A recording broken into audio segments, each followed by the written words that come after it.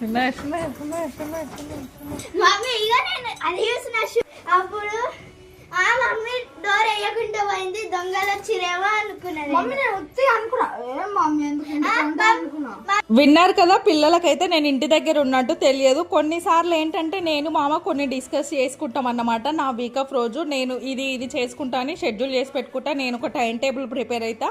So అలా నేను ఇంటికాడ ఉంటున్నట్టు పిల్లలకు తెలుస్తుంది. కొన్నిసార్లు మా బిజీ షెడ్యూల్స్ వల్ల మామ మార్నింగే వెళ్ళిపోతుంటాడు, నాకు కూడా చెప్పడం కుదరదు.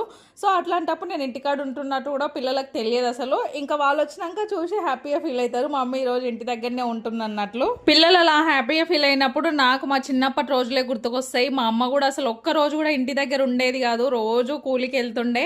కనీసం పండగ రోజు కూడా ఇంటికాడ ఉండేది. నేను తమ్ముడు చాలా ఫీల్ అయ్యేవాళ్ళు, అమ్మ ఒక్క రోజు ఇంటికాడ ఉంటే బాగుండు అని. కానీ సింగిల్ పేరెంట్